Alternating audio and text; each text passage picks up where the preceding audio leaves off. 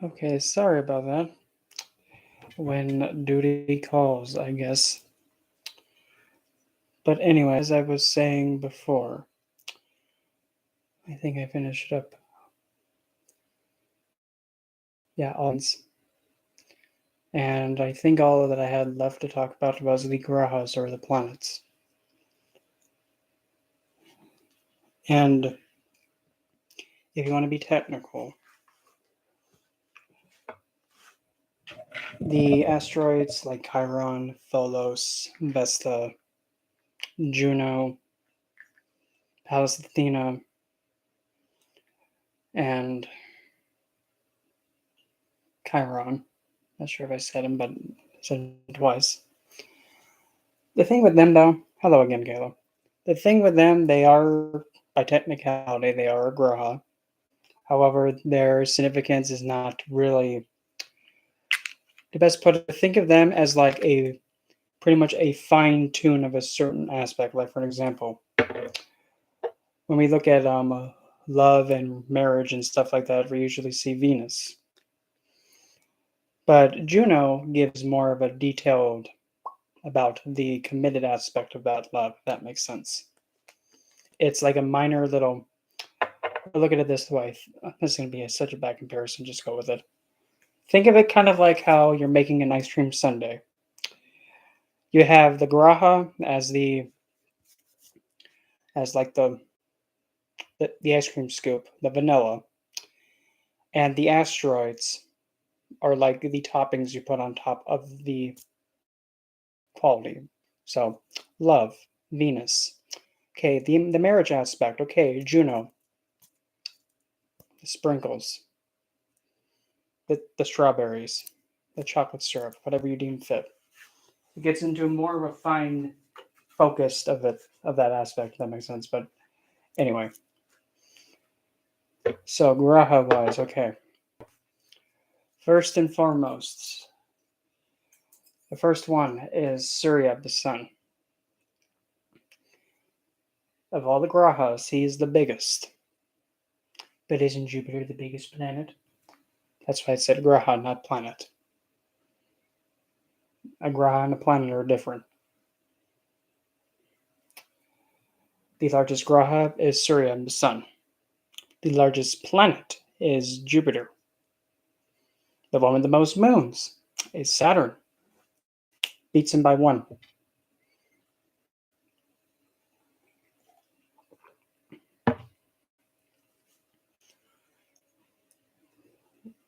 There's the sun, and then there's also moon, who are the luminaries.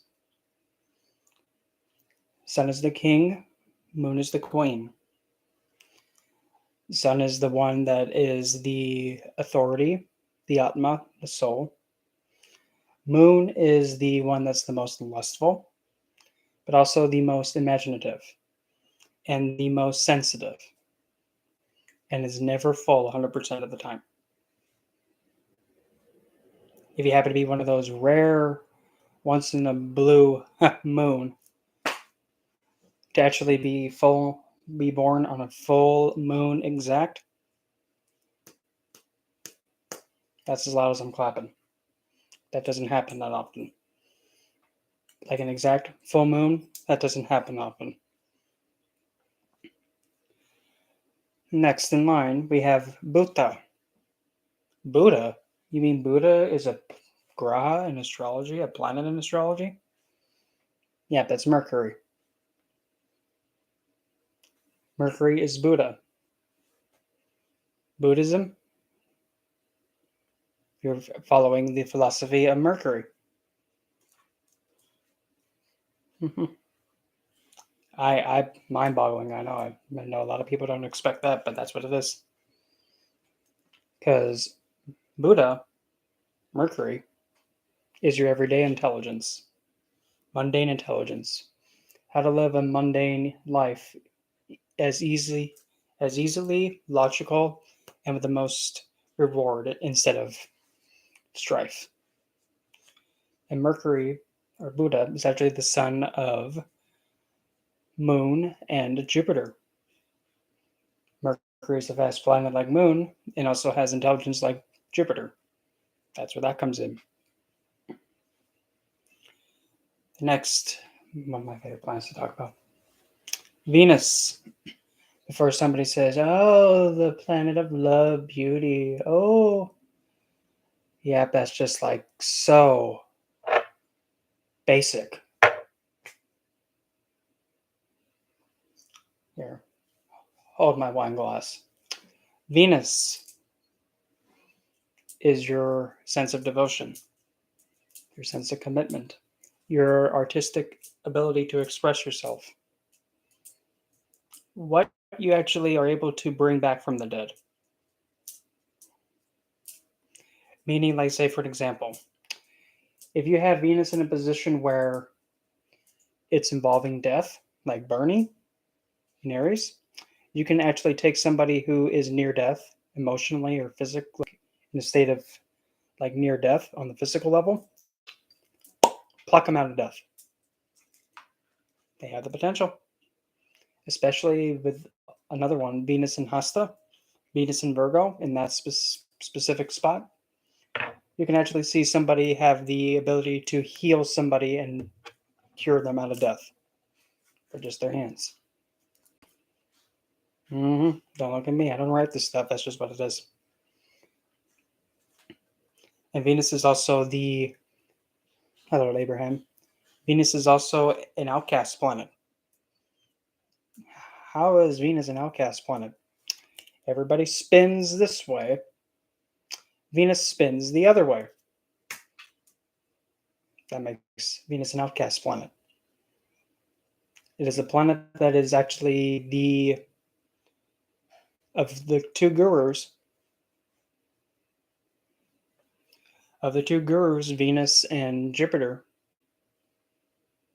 without any bias, being completely unbiased, Venus is substantially more powerful than Jupiter. Not even Jupiter can bring back people from the dead. Jupiter can't raise the dead. And Jupiter's picky. Jupiter doesn't take in everybody like Venus does. Jupiter actually nitpicks and thinks, is this guy going to understand what I'm saying to him? Looking at his chart, oh, no. I'm not going to waste my time. Hello, Fiona. While Venus instead is like, these are your placements? I don't care. What do you want to learn? Anything. Whatever you want to learn. But I don't know if I can do it. I always mess up. No. You got this. Come on, let's do it.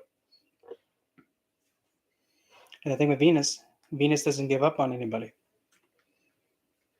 If somebody has a desire, and or a person has a desire, Venus works non-stop until they get it. Desire or learn something. Venus does not stop. That's devotion and commitment.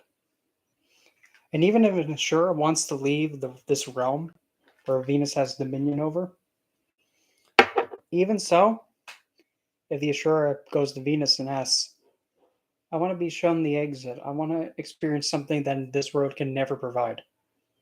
As heartbreaking that is to Venus, Venus will take them to it.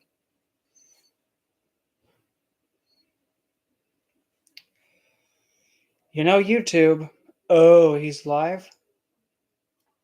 What do we do again? Do we notify? How do we notify? Whoever came up with that stupid click the bell thing in order to be notified, come on now. Shouldn't you think, oh, I'm subscribed? That means I kind of want to know what's going, excuse me, what's going on with what I'm subscribing to. Aries, Venus in the 9th. Do you know the degree?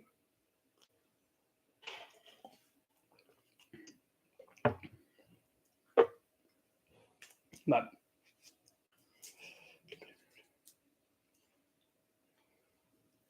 the 7th degree. So that means Venus would be in Ashwini. So essentially, you have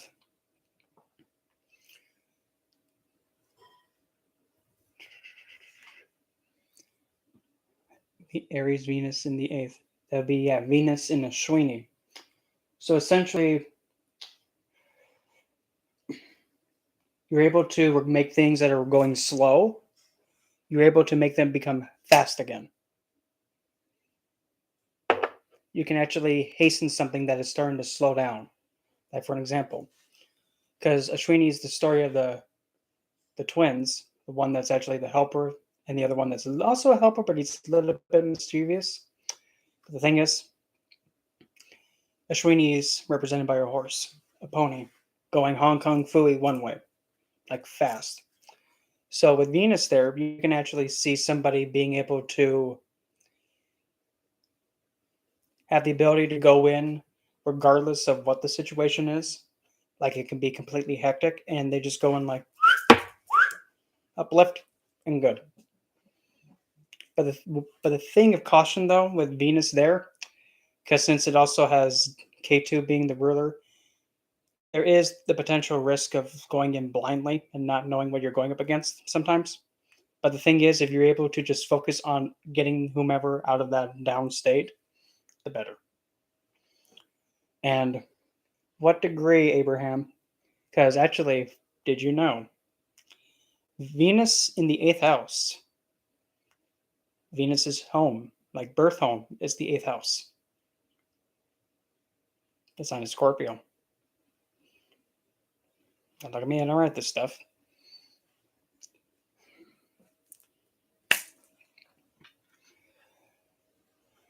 And then next in line for our Graha Kanga line, we will then have Mongol next, Mars. But what about Moon and the Rahu and Ketu and then Black Moon Lilith? We'll get to them at the very end. Mongol, as we know, is the red planet. The one that likes to go and break stuff, go and snap people in two. 6th degree. So pretty much similar to Venusian healing. Hello, Miriam. Tarot, we will be if we, it might we'll see after like when I'm finished doing what I did before my significant other called and got me off course. But anyway, so Abraham, essentially similar to Venusian healing in a way, though yours is a bit more closer towards the Pada, which is the prior. So I mean,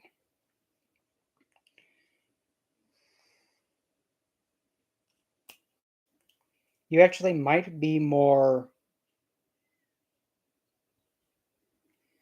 verbal. Like you actually might be able to uplift people when you speak. When you go and you bring somebody or try and hasten something, you use your tone and your voice more. You speak more, you communicate more, you uplift by speaking more, and also by connecting on a deeper level. At least that's what I see. But for Mars, Mongol, the most violent, the one that is the most table flippy, the one that you look at the wrong way, he'll just snap you in two. Mars is, by general classification, it's a natural malefic.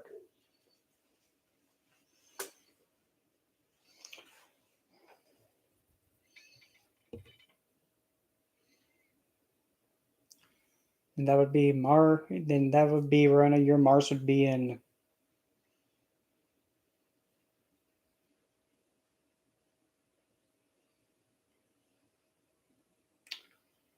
the very end of Hasta. So Mars in the 11th in Hasta. Well, hands, let's just say quick hands. Like, for example, if we get into a fight, that's Hasta. The hand, Mars.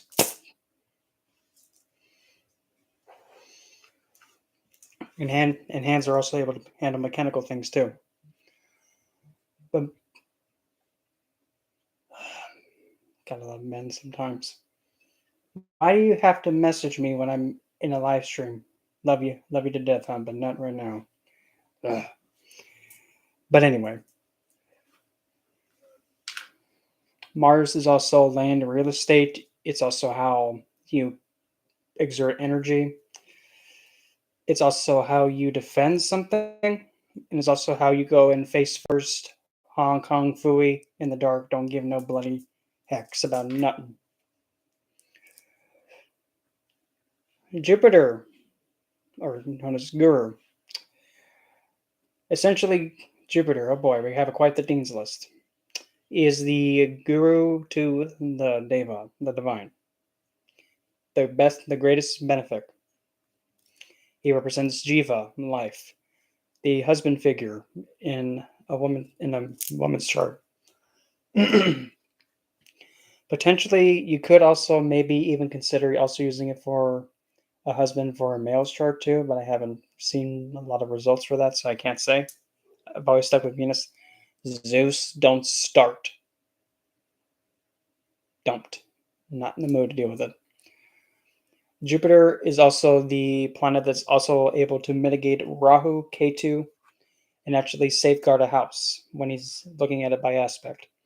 But if he's in the house, he kind of squishes it a little bit.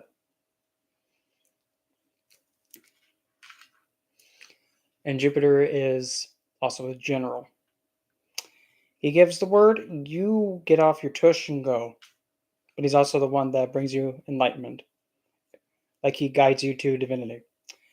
But the way that Jupiter gets you to divinity, he does this. Stop vibrating my phone, dude. Man. Jupiter actually makes you go, oh, good, you finished the task? Okay, go clean the toilets. Go sweep the kitchen. Go take out the trash. He makes you suffer for divinity. Venus, if you want divinity, Venus just hands it to you.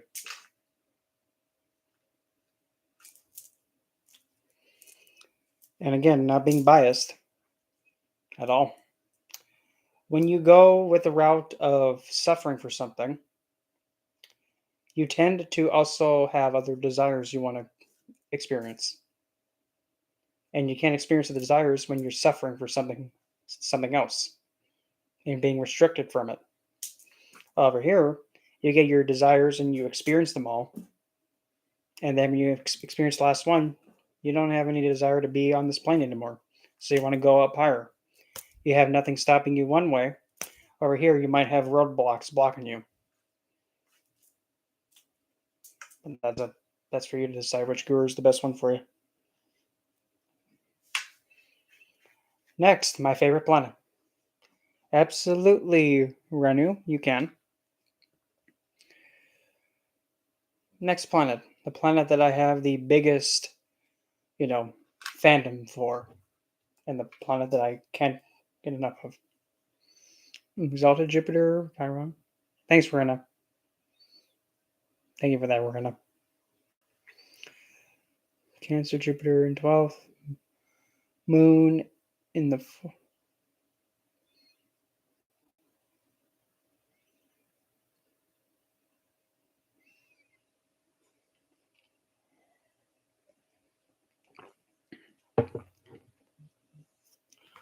What? Oh, man. What do you want?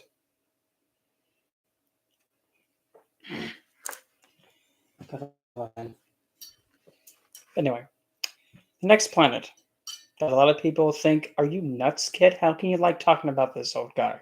He beats the living heck out of you. Oh, he does that with everybody. But once you understand why he does it, you're like, don't leave me, old man. Don't go anywhere. Please don't. It is the one and only old geezer, the original hipster, Saturn. Saturn has the graha that everybody goes, oh god, not the face, please.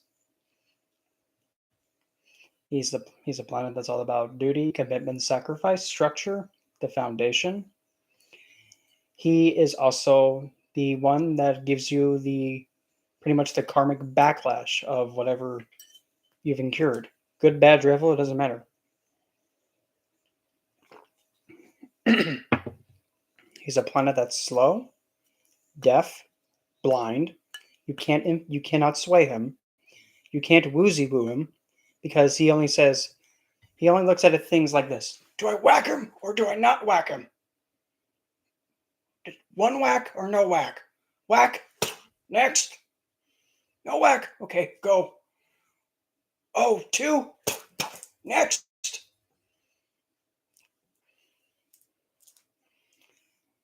If he could have like a life philosophy, it would be something along the lines of, the best way to help an idiot is to first tell this idiot that he is one, so he'll stop being an idiot. You dumb idiot.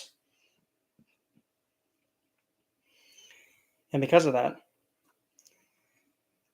despite how ironic it sounds and backwards it is, Saturn is actually the planet that cares the most. He's the planet that cares about you the most out of all the planets. But how can a planet care about me if he keeps beating me to death? Because he knows what your best looks like. He knows your best potential. He's whacking you because you're not giving it your best. When you give your best, he doesn't whack you. Instead, he gives you rewards for sticking it out and keeping that effort maintained for as long as you can until you cannot do it anymore. And he knows. And Saturn, at the core of it all, is just your reflection. Whatever you put out, Saturn just whacks it right back to you. If you put out nothing, if you put in no effort, and if you become lazy, he'll just come up and whack you on the tush. And you ain't going to like how it feels. But if you're out there working blood, sweat, and tears and just working nonstop and putting out so much effort, he will reward you with all the amount of effort you put out. And I'll attest to that. And I'm going through my Saturn return in Sad Sati, the second phase, and the final part of the second phase. About to be in my third phase. So yeah, you can definitely think, oh God, Saturn, hello Laura. Saturn probably would be beating the living heck out of me. Oh yeah, he did. At the very beginning, he did.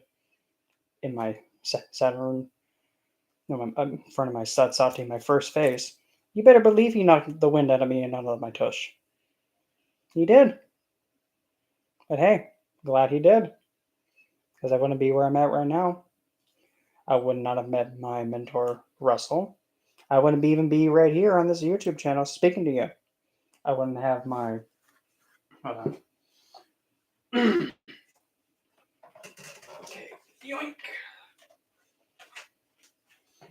I would not have this. I'll bring it a little bit closer. I would not have that. Oh, and by the way, I finished that course in about 3 weeks. But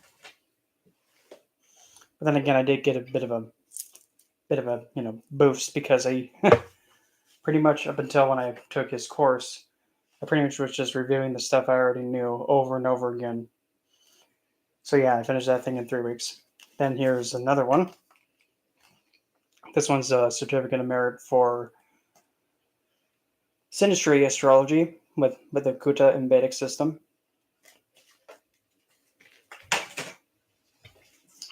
This one's for Western.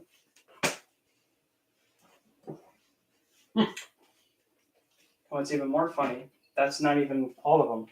I have another one for the nakshatras too. From also Mr. Raj too, that I've completed. I just haven't gotten the frame for it yet.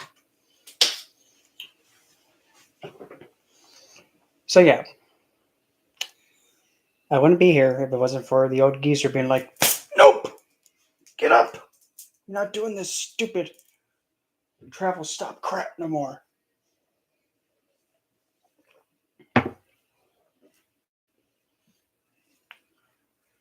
And Saturn is an old geezer that's rebellious.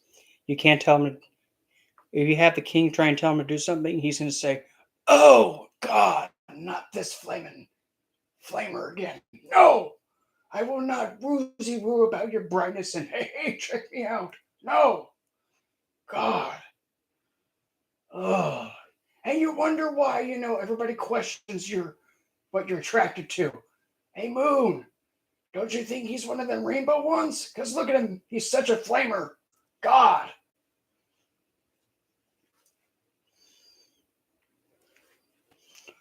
Actually, having Saturn in the sixth house is actually the best spot to have him in.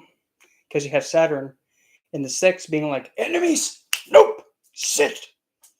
Nope, you're not gonna have this. Nope, down. Illness, nope. You're not gonna get sick. And when he looks over at the eighth,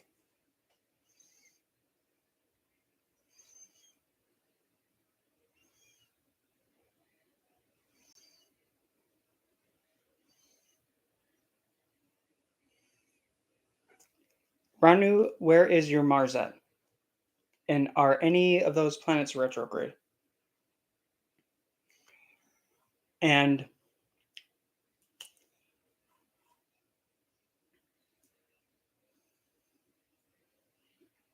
there's something else I can say about Saturn too.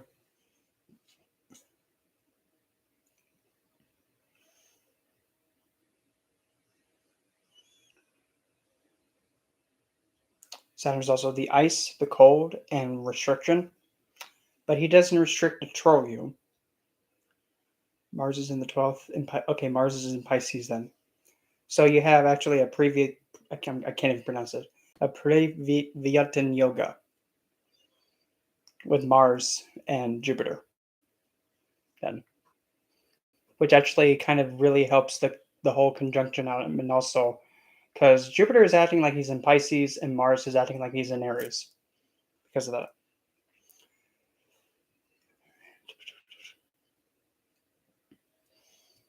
Well, hey, Saturn, again, now I remember. Saturn in the sixth also has him look over into the eighth house. And when you have Saturn looking at the eighth house, well, what's the eighth house? Death. So Saturn actually makes you cheat death. Because his third aspect is like, you see that over there? Yeah, that house. You need effort, otherwise, dead. Oh, that's your house of, accidents and, sudden oopsies, and now you kick the bucket? Oh, well, nobody likes that house anyway. Yeah, Saturn makes you cheat death when he's associated with the eighth house. Makes you live a long life.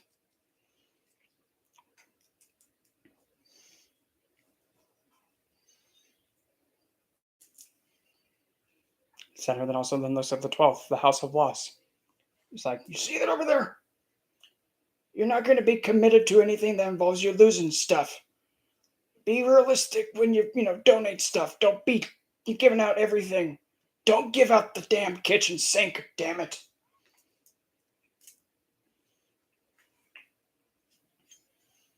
And then his third aspect goes on to the 12th. I mean, the third.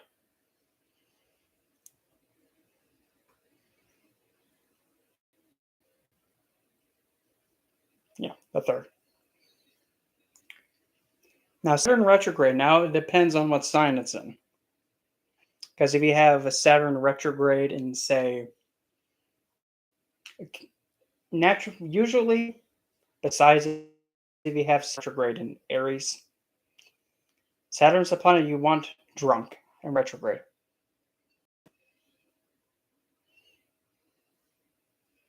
That's actually good. Because you're taking. Originally, you have Saturn in the sign of his bitter enemy, like, oh God, why do I gotta sit with this mane on? No, I don't want to be wearing this mane crap on my head. Get this flamer fur off me. But now that he's retrograde, you have him being, how he is naturally. Now he's like, you know what? Screw it. Give me this thing. Okay. Oh, creativity? Yeah, screw it. Come on, kid. You call that acting? Here. I'm gonna embarrass you. You better act better. Saturn actually takes the restriction and makes makes the house where he's sitting become unbound. If he's with another planet, depending on if he's the lowest degree or higher degree, if he's the lowest degree, the qualities of the planets behind him, like say if you have, stop vibrating my phone, love. Afraid to death, but stop it. That's not the time to be making that a vibrator. Say if you have Moon and then Saturn retrograde. Essentially, the qualities of the Moon are going to be coming through full swing because Saturn is pretty much reenacting Moses parting the sea. Open the gates! Okay, you stupid whiny broad, go! God, now stop crying. That's essentially what Saturn retrograde does with a conjunction. But now, if it's the other way around, so Moon's in the front and Saturn's behind her retrograde. Saturn love taps the planet. So the qualities of that planet become limitless. It sounds good, but it's a double-edged sword. It can be a good thing, but also a bad thing at the same time.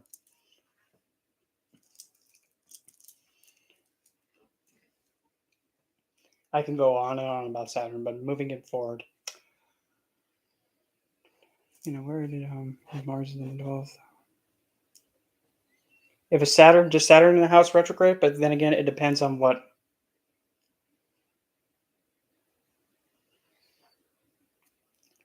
If it's just Saturn retrograde, then he actually makes pretty much where he's at all by himself. He becomes one who takes the restrictions and goes with it. Nope, go ahead. Oh, restrict him? I don't want to. No. But internally, because when the planet's retrograde, it's closer to Earth. So the qualities of the planet get more face plant onto the Earth. So somebody's born with a retrograde planet. That planet's qualities hit the Earth much easier and much faster. So the qualities get like more overkill. That's why, like with somebody's born with Mercury retrograde, you actually see them being able to speak faster, have a faster brain. They may be a bit more nervous. They may be able to do quick calculations in their head. Yeah. Venus retrograde. They may be a bit too lovey-dovey in themselves. They may be so possessed by their own appearance, and they kind of may have the potential risk of only wanting to make sure that they're not in a bad position. Because with the Venus direct, it actually does have that concern of going out and uplifting someone. But a Venus retrograde does also at times also have the occurrence of a lover coming back if you lost them. Mars retrograde. A lot of bottled in anger and a lot of aggression is held within. But if it's not taken care of in a nice manner, somebody can actually explode moment's notice. Jupiter can be very challenging and pushy back against elders and those who actually are teachers of a subject, and is not afraid to take a stand against tradition, which you got to be careful. Saturn retrograde, I've already talked about. Okay, now let's go over to Uranus. Uranus, oh boy. Uranus, the court jester. That one planet that's like, what the heck are you doing, dude? Do you see everybody else? Yeah. But why are you like that? I don't know. It's cool, ain't it? Okay. How much did you drink, Uranus? Yeah, I didn't drink any. Okay. Uranus as a planet is completely unpredictable. When you have Uranus direct, essentially your sense of innovation does have some form of structure to it, but is also very unpredictable. Wherever he's at, that's where circumstances where either one, you might be trying to be innovative in those, or two, that spot in your chart can be completely like, what in the world just happened in here? It can be completely random, but also, again, depending on what sign it's in. If Uranus retrograde now. You're taking a planet and its qualities instead of it going direct. Now it's going inward. So essentially, you're taking the court jester, and now you're pretty much having him say, "Okay, here's my jokes. You ready for my jokes?" He doesn't give you the opportunity to go. You didn't even give me a chance to even experience it without knowing the end of the joke. You told me the end of the joke and the joke. Now I don't even have the will to laugh. He becomes predictable. It's like you already know what this clown's going to do before he even does it because he told you, "I'm coming. I'm going to come and make a hot mess. Hope you're ready." Instead of how he is direct, like, whoops. Like being that one uncle that comes in for the family reunion and he looks like a Lady Gaga reject every time he comes and visits. You have no idea what he's going to do. That's Uranus in a nutshell.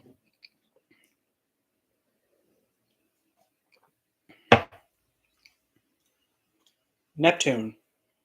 Oh boy, here we go. Neptune. I like to pretty much picture it as the court sorceress, the enchantress, the the enchantress who tends to have too much to drink and tries to be all woozy wooey woo with you. Really excels in imagination and also using the intuition, but may risk making you get a bit intoxicated. It might misdirect you off a cliff or make you do something that you didn't would not want to do normally, but because of how she moved her hands and put illusions and delusions in front of you, and now you can't see straight, and now you go off a cliff, and then she takes your inheritance. Pretty much, that's really Neptune. It's real. Neptune really is great for helping somebody with their imagination. Oh, well, Saturn is holding the fort down with Uranus and Neptune. Saturn is telling those two, okay, you two, yes, you, Neptune, you hoochie hooch, you're not gonna make me drink nothing. You, how much did you drink of her, sake drink? Yeah, about 20 shots. Oh God, no wonder. And you want Aquarius? No. Yeah, that's how that's going. But Neptune is really beneficial for like actually doing like workings to help journey like astral travel and also use like develop your imagination. Then after Neptune, we now have what I like to call the little shithead. Pluto, the little shithead. Why is he the little shithead? Put it this way. Yeah, Pluto, which is the all the planets, he's the runt. He's the little runt. What happens when you have the little runt? Like the youngest brother or sister that you have that wants to hang out with you because big brother or big sister is cool, and I want to hang out with them because they're awesome. Like, oh gosh, just like having something attached to your ankle. And when tragedy strikes, but when tragedy strikes, you get this. Say, for an example, you're hanging out with your friends and you're doing something that can be potentially dangerous, and now you have Pluto going, hey, you know what? I bet you I can do that too, guys. Even better. Watch this. No, Pluto, don't do it. So, like, say for an example, if you're doing skateboarding, you're going up a half pipe and you're doing flips and whatever. Pluto gets on the skateboard, goes up the half pipe, completely whiffs it, gets off the board, just starts flailing midair, and goes face plant, face first onto the concrete, and starts screaming, "Meow," and you're thinking, "Crap! Shut up, kid! Shut up! Shut up!" And your other friends just bolt, and they leave you there to deal with them. And then your mother finds out what the heck happened to him. Well, why are you guys going out skateboarding and bringing him along? Why didn't you have better control? So now you get the blunder of it all. So Pluto, wherever he's at, he pretty much takes the significance and overkills it. Makes the qualities of the house become like overkill. If he's sitting with a planet, the qualities of that planet, but put it this way, you're taking the planet with Pluto. You're having this one planet now have to deal with the runt. You think the planet's going to be happy? Not really. For me, I have Venus with the little shithead. So the best way to look at it is like, hey Venus, I bet you I could be a hot, beautiful babe like you. No, Pluto, don't you? Why do you? What's on your face, Pluto? Oh, just all your expensive makeup. And let me guess. Oh, you are wearing my designer heels. What did you spill on them? Oh, it's chocolate. No, it's not. Why are you so mean to me? Yeah. So Venus gets agitated. So her significance gets overkilled than it already is. So that's Pluto in a nutshell. Rahu and K2 and Black Moon Lilith, the three shadow planets I'm going to go over. Rahu, the North Node, is like Pac Man. He keeps going and going and going and going and doesn't stop because he doesn't have a stomach or anything below his neck. He's essentially also the charging army. He's what you can't get enough of. And he's also a shadow planet, meaning that he doesn't have a real physical body, but he is a mathematical point. Rahu is an Asura and can be only mitigated and controlled by Jupiter. However,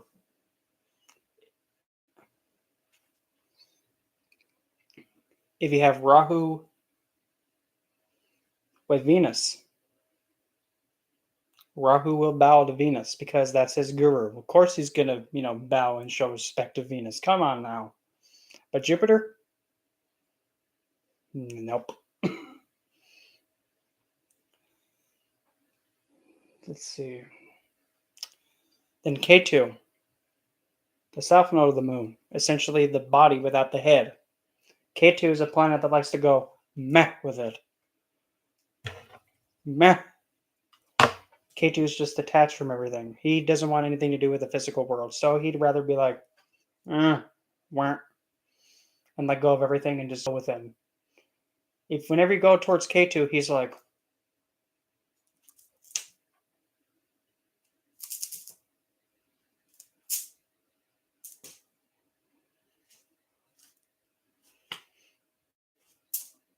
he points to where Rahu's at.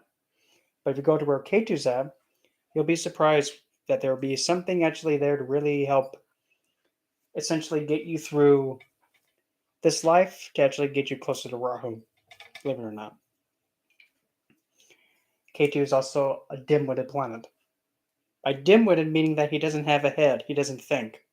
He just does. Now, the last one. Best for last. Black Moon Lilith.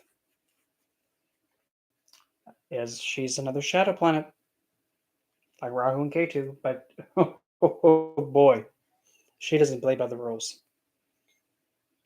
If anything, rules? What rules? There's only one rule around here, and it's I do what I want to do. If you don't like it, well, go away. That's Black Moon Lilith in a nutshell. I don't know what that was. So essentially, Black Moon Lilith is the unknown, is also representing the void. It's also where somebody's empowerment lies in, how somebody gets revenge, how the goddess herself feels for its native. If any planet besides Moon, any planet, doesn't matter, by any kind of aspect, opposition, conjunction,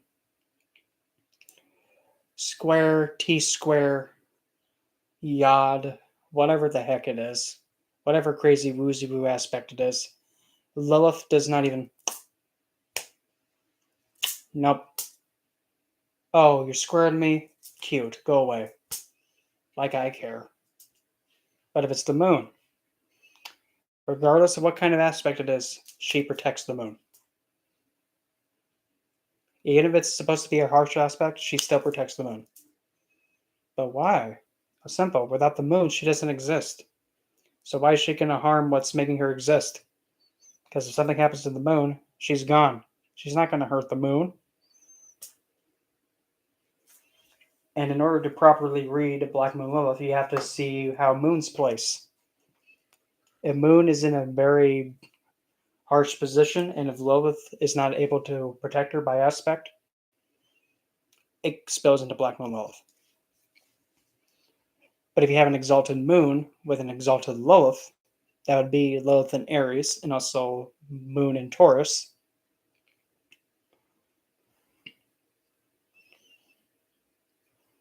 Moon square. Well, the thing is, moon square Lilith.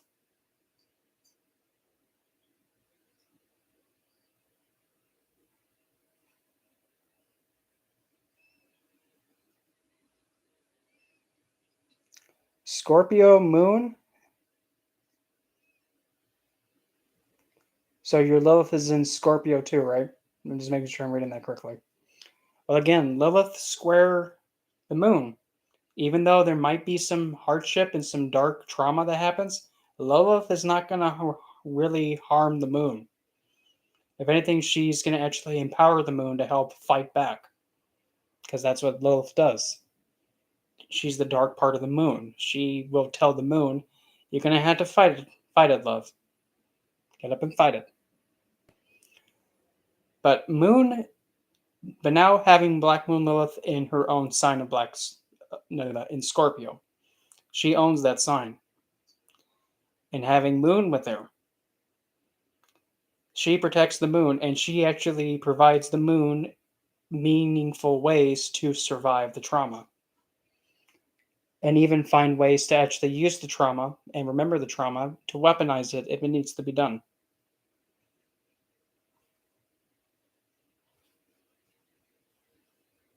Because Black Moon Lilith, she doesn't forget.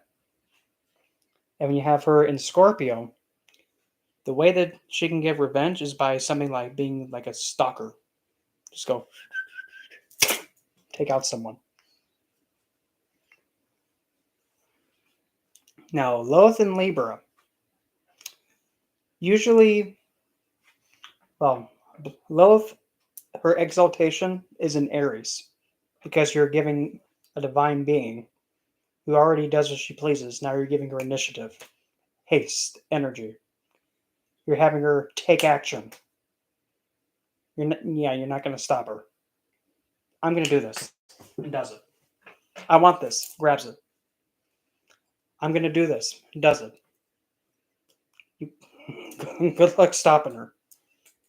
But now when you take it to the 180 opposite side with Libra, she gets agitated in Libra because now you have her having to find empowerment by negotiating.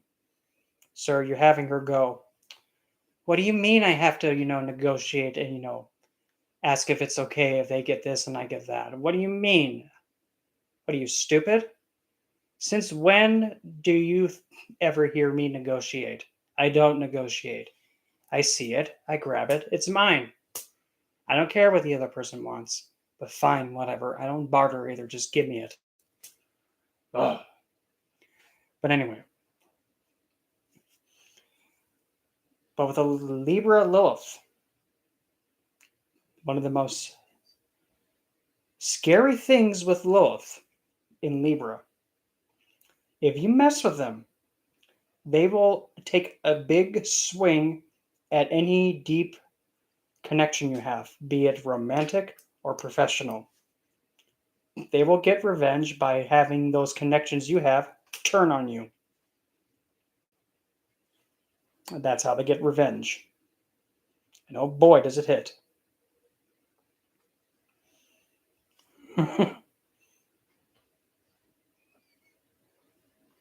And a Black Moon Lilith in Leo, essentially now you have empowerment comes from creative self-expression and as well as Leo related things.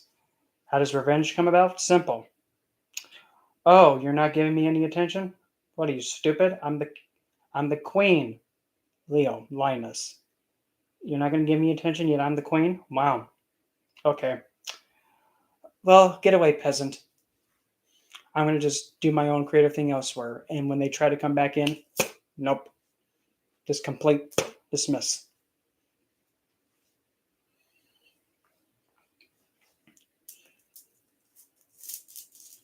And she actually does pretty well in Leo, despite it being an enemy sign to her, because she does not like the sun. If anything, she's thinking, oh, look at you, you big flaming ball of hot. Ooh, aren't you just, so too hot to handle? Ooh. Uh, that's essentially her when she interacts with the sun. Any masculine planet, she's kind of like about. Like Mars. No, she doesn't get along well with Mars. Oh, Mars, you think you're buff and tough, huh? Okay. Whatever you say, angry hothead. Oh, I didn't call you anything. It's just true. Jupiter, don't even get her anywhere near Jupiter. Because it'll end up being, oh, look, if it isn't the Oprah Winfrey planet. Oh, boy, everybody gets it. No, I don't want your blessing, and I don't need your blessing, because trust me, if I wanted it, I wouldn't exist.